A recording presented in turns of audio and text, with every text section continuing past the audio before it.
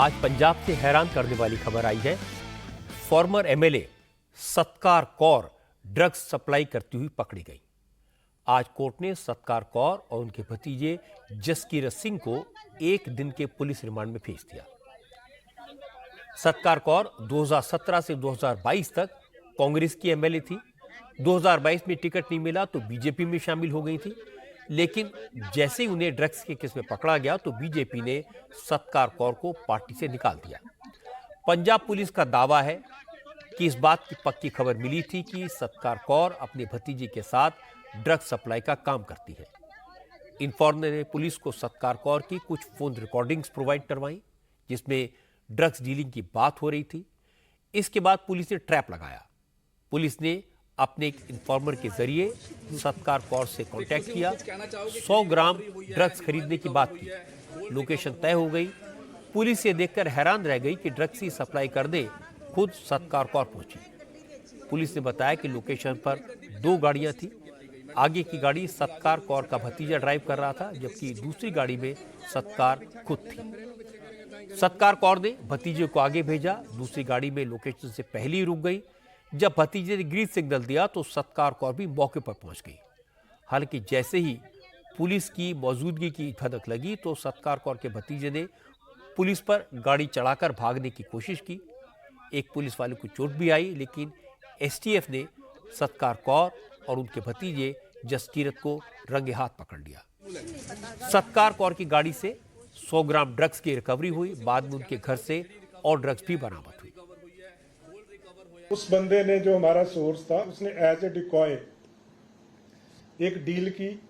जो एक्सएमएलए थी वो उस जगह पे खुद आई गाड़ी लेके जहां पे ड्रग्स की सप्लाई करने के लिए आई।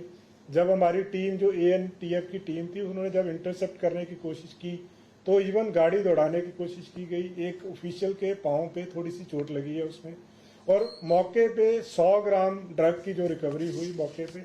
उसके बाद जो हमारी टीम थी वो उसकी हाउस सर्च कर रही है। हाउस सर्च में 28 ग्राम और जो चिट्टा जिसको हम कहते हैं वो मिला है वहां से।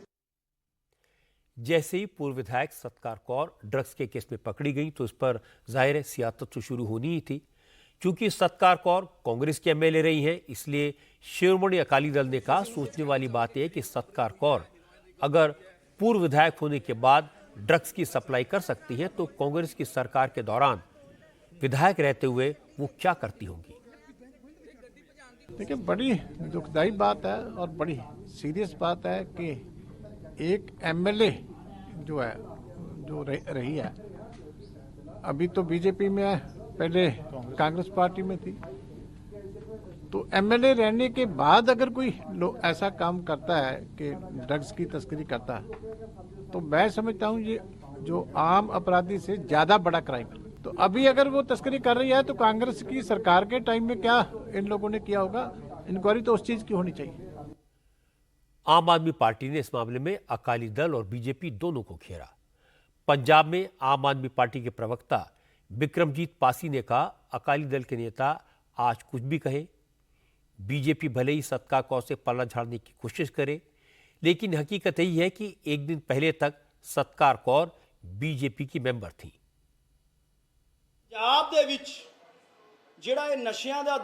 पंजाब में नशे का दरिया पहली बार अकाली और बीजेपी की सरकार में इंट्रोड्यूस हुआ था।